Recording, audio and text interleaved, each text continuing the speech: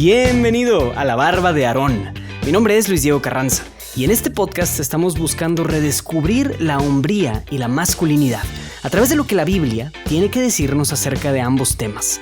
Así que prepárate un trago o caliéntate un café y siente cómo el aceite baja por tu barba. Esto es La Barba de Aarón. Hola, ya andamos de vuelta y no voy a dejar morir el podcast, ni tampoco se me olvidó sacar episodio ni nada por el estilo. Te platico que ya exactamente a 38 días de cuando sale este episodio voy a estar casándome con el amor de mi vida. Entonces digamos que hay muchos preparativos necesarios para acomodar todo lo que se refiere a nuestro hogar, nuestra boda, etc. Y también se juntó con que la semana pasada me fui de retiro con unos compañeros del trabajo. Entonces por todas estas cosas juntas fue prácticamente imposible sacar un episodio, pero aquí andamos de nuevo, como bien te prometí. Bien, seguimos con nuestra línea temática de redescubrir el significado de la masculinidad a través de los secuaces o los sidekicks más populares del Nuevo Testamento. El día de hoy vamos a escuchar a uno de los precursores de Jesús más importantes de todos. Jesús mismo, al hablar de esta persona, dijo que no ha nacido un hombre más grande que él. Y sin embargo, el más pequeño en el reino de los cielos es más grande que este personaje. ¿Ya adivinaste quién? Exacto. Vamos a hablar de Juan el Bautista. Juan 3 del 22 al 36. Último testimonio de Juan.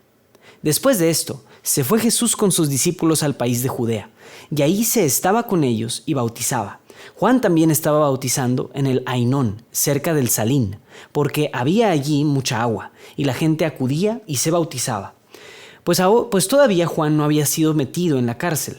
Se suscitó una discusión entre los discípulos de Juan y un judío acerca de la purificación. Fueron pues con Juan y le dijeron: Rabí, el que estaba contigo al otro lado del Jordán, aquel de quien diste testimonio, mira, está bautizando y todos se van con él. Juan respondió: Nadie puede recibir nada si no se le ha dado del cielo. Ustedes mismos me son testigos de que dije: yo no soy el Cristo, sino que he sido enviado delante de él. El que tiene a la novia es el novio, pero el amigo del novio, el que asiste y le escucha, se alegra mucho con la voz del novio. Esta es pues mi alegría, que ha alcanzado su plenitud. Es preciso que él crezca y que yo disminuya. El que viene de arriba está por encima de todos. El que es de la tierra y habla de la tierra. El que viene del cielo da testimonio de lo que ha visto y oído, y su testimonio nadie lo acepta. El que acepta su testimonio certifica que Dios es veraz, porque aquel a quien Dios ha enviado habla las palabras de Dios, porque no da el Espíritu con medida. El Padre ama al Hijo y ha puesto todo en su mano. El que cree en el Hijo tiene vida eterna. El que resiste al Hijo no verá la vida, sino que la ira de Dios permanece sobre él. Palabra de Dios. Muy bien. Pues Juan el Bautista es un personaje súper chido. Si lo viéramos hoy en día, me lo imagino yéndose a vivir en uno de esos lugares despoblados, en algún ejido o así, y comenzando una especie de movimiento llamando al arrepentimiento y a la conversión, vestido como un vago con ropa así andrajosa y andando muy humildemente. Es alguien súper auténtico y alguien inconforme con el status social, el status quo social y religioso, que rompe convenciones y que confronta. Y en muchos sentidos, Juan también es el acto de obertura del Evangelio. Nos pone el escenario de todo lo que va a suceder. Su rol es tan indispensable que ninguno de los 4 evangelistas lo omite, a diferencia de otros personajes que tenemos en el Evangelio, como Nicodemo, por ejemplo. Y a la vez Juan no es el centro. Juan aparece solo un par de veces después de los primeros capítulos en algunos casos.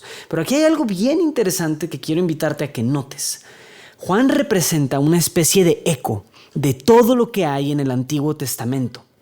Es, por así decirlo, quien lleva consigo la tradición judaica. ¿Por qué? Primero, porque es hijo de un sacerdote del templo, entonces lleva toda la tradición sacerdotal de varios siglos representado en él. También representa la monarquía. En el pasaje cuando la Virgen María llega con su prima Santa Isabel, Juan se mueve en las entrañas de su madre. Y esto resuena con el pasaje cuando el rey David baila frente al Arca de la Alianza. O sea, Juan representa también a esta tradición de los reyes. Y lo más evidente, obvio, es su continuidad con la tradición profética, especialmente con el profeta Isaías. Juan es es la representación de todas estas cosas. Entonces este compa es muy importante porque representa todo el sacerdocio, toda la profecía y toda la monarquía en la tradición de Israel. Y es completamente imposible captar la magnitud de la figura de Cristo si no se entiende a Juan. Y mucho menos vamos a captar todo lo que Jesús vino a hacer, el ministerio de Jesús. Juan en muchos sentidos es la llave que nos permite entenderlo y entender la unión entre el Antiguo Testamento y el Nuevo Testamento. Bien, entonces hay bastante importante. Pues con todo eso en mente, llegamos al pasaje que acabamos de escuchar. Vemos que los discípulos de Jesús se están bautizando de la manera en la que Juan lo hacía. Se están haciendo como un copy-paste, están pirateándose el bautismo. Y los discípulos de Juan vienen y le dicen que está perdiendo popularidad, entre comillas, porque la gente se está yendo a bautizar con los discípulos de Jesús. Bueno, nota teológica, no estaban haciendo un copy-paste, sino que el bautismo de los discípulos pues, es una continuación, ¿vale? No estaban robándose nada, pues. Pero simplemente, pues sí, Juan está, vienen los seguidores y le están diciendo, oye, te estás robando seguidores, por así decirlo, estás perdiendo popularidad, porque la gente se está yendo a bautizarse con Jesús y con sus discípulos. Y aquí es donde vemos la respuesta de Juan. Eso es especialmente lo que quiero que notemos. Lo que él dice, es necesario que él crezca y que yo disminuya. Juan reconoce que él no es Cristo y reconoce que la plenitud de su alegría consiste en que Cristo sea glorificado. No está interesado en seguidores, en likes, en dinero, en popularidad. Juan genuinamente anhela y desea desde lo más profundo de su corazón que Cristo tome su lugar en el pueblo de Israel. ¡Qué maravilla! Juan, con todo lo que él representa, no se aferra a su condición. Acuérdate, ¿quién es este compa? Es prácticamente el representante de una tradición de 2 milenios. Es también quien bautizó a Jesús. Entonces él claramente tenía derecho de hacerse notar y de darse a respetar, pero no lo hace. Más bien Juan reconoce muy conscientemente cuál es su lugar en el mundo y cuál es su lugar en el drama divino en el que él parece estar sumergido. Juan nos pone un ejemplo tremendo de humildad al reconocer quién es él y en hacerse chiquito cuando llega el momento necesario.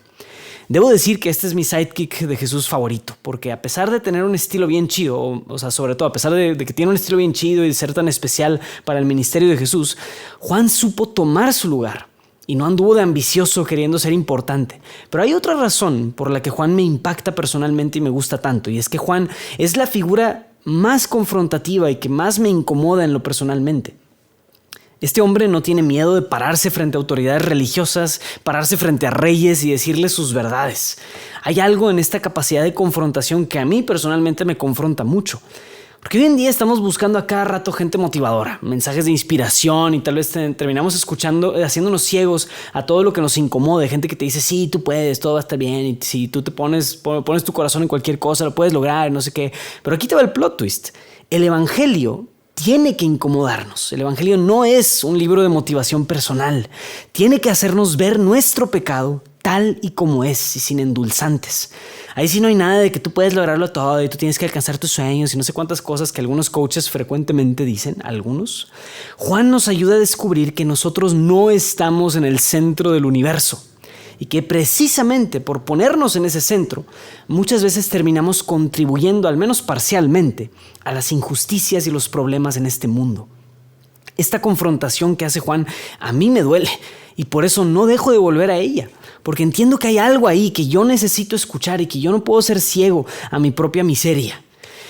Pues bueno, este evangelio que confronta y que esclarece nuestras vidas nos lleva al reto para el día de hoy, que va enfocado al área de las virtudes y que probablemente va a una de las virtudes más indispensables del corazón masculino. ¿Quieres conocer el significado de la hombría? Crece en la virtud de la humildad. No me tomes la palabra en esto, pero creo que eran los padres de la iglesia quienes decían que la humildad es la madre de todas las virtudes y sin la cual realmente el hombre no puede poseer ninguna virtud. También es igual que la castidad, o sea, resulta ser muy malentendida en el significado. Ya ves que platicábamos hace unos episodios que todos piensan que la castidad es algo y realmente no lo es. Pues parecido lamentablemente le pasa a la humildad. Muchos pensarían que el humilde es el que da lástima, es el que no tiene mucho con qué vivir. Entonces hablamos de condición humilde, bien humilde la verdad. Bla, bla, bla. Pero realmente la humildad consiste en ser consciente de mi verdad. En definición, eso es la humildad. Viene de la palabra humus en latín, que significa tierra, que significa sé quién soy. Sé cuál es mi condición, de quién soy y cuál es y cuál no es también mi lugar. O sea, es una conciencia. Entonces, una persona humilde no es quien se queda callado o arrinconadillo en un lugar, sino que una persona humilde sabe que él no es el centro del universo y se atreve por lo tanto a servir a los demás. La humildad más grande consiste no en necesariamente ser pequeñito, sino en hacerte pequeñito, a pesar de ser grande, exactamente como lo vemos en Juan el Bautista. Siendo una figura tan crítica y crucial en el Evangelio, lo vemos hacerse pequeño, lo vemos voluntariamente querer disminuir y admitir que su alegría y su plenitud consiste en la grandeza de otro compa más importante que él. ¿Cuánta necesidad hay de esta virtud entre los hombres? Te puedo asegurar que más del 90% de los problemas familiares y amorosos que experimentan muchos hombres se pudieran mitigar, si no es que resolver, si hubiera más hombres humildes. ¿Cuántos matrimonios se salvarían? ¿Cuántas iglesias se construirían? ¿Cuántas más personas tendríamos en las filas del ejército de la iglesia? Si tan solo tuviéramos hombres más humildes, si fuéramos menos orgullosos. Bueno, ya, me emociono. Sonará contraintuitivo, pero sí puedes hacer mucho por crecer en la humildad. Como te acabo de mencionar, la humildad consiste en hacerse chiquito cuando uno no lo es. Entonces, todo lo que tú puedas hacer o pensar hacer para hacerte chiquito, entre comillas, te ayuda a ser más humilde. Te pudiera recomendar muchas cosas como el servicio práctico, el lavar los platos, el hacer ayuno incluso, etc. Todas estas cosas son definitivamente cosas que te pudieran ayudar, pero el día de hoy me voy a ir por retarte a que hagas una de las acciones más difíciles para un hombre. Quiero que vayas con alguien a quien le tengas confianza. Puede ser tu esposa, tu mamá, tu papá, tu mejor amigo o alguien por el estilo. Pero sí tiene que ser alguien con quien confíes mucho. Y dile que necesitas hablar por unos 5 o 10 minutitos. Y ya con él o ella te vas a sentar y les vas a decir que quieres crecer en la virtud de la humildad. Y quieres pedirle que explícitamente te diga todas tus verdades sin filtro. Pídele que te diga todos tus defectos a detalle y esas cosas que no quieres escuchar y que probablemente todos alrededor de ti ya las saben, pero que nadie se atreve a decírtelas.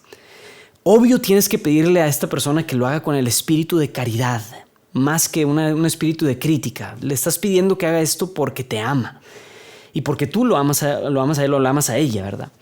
Por eso escoge bien a esta persona a la que le vas a pedir esto ahora. Una vez que te digan toda la listota de tus verdades que nadie te ha querido decir, viene lo más difícil. Vas a aceptar esas verdades. Ese es el reto. No vas a objetar, no vas a discutir, no vas a argumentar, no vas a defenderte en por qué tú crees que no tienes esta o aquella cosa. No. En ese momento le estás pidiendo a esta persona que te diga tus verdades y le vas a dar gracias. Y vas a hacer un esfuerzo por intentar cambiar todo aquello, estés o no de acuerdo. Lo vas a aceptar tal cual. En ese momento, le estás pidiendo a esta persona que sea Juan el Bautista en tu vida, o sea, una versión de Juan el Bautista en tu vida.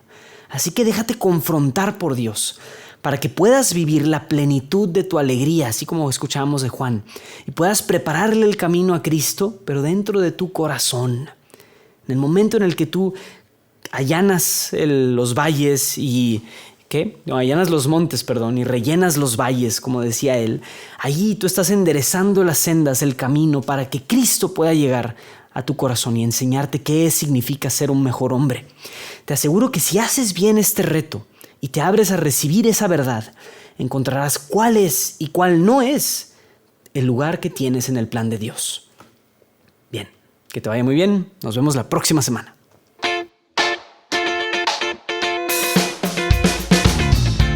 Bien, pues espero que hayas disfrutado de este episodio de La Barba de Aarón. Si tienes alguna inquietud o alguna sugerencia para mejorar el podcast, no dudes en escribirme a luisdiego@juandiegonetwork.com.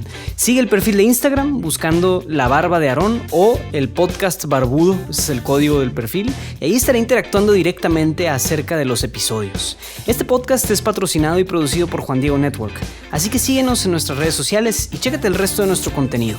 Y no olvides suscribirte al show desde tu plataforma favorita de podcast para que no te pierdas ningún episodio. Y obvio, comparte con al menos una persona a quien crees que esto le pudiera servir. Eso sería una grandiosísima ayuda. Nos vemos hasta la próxima.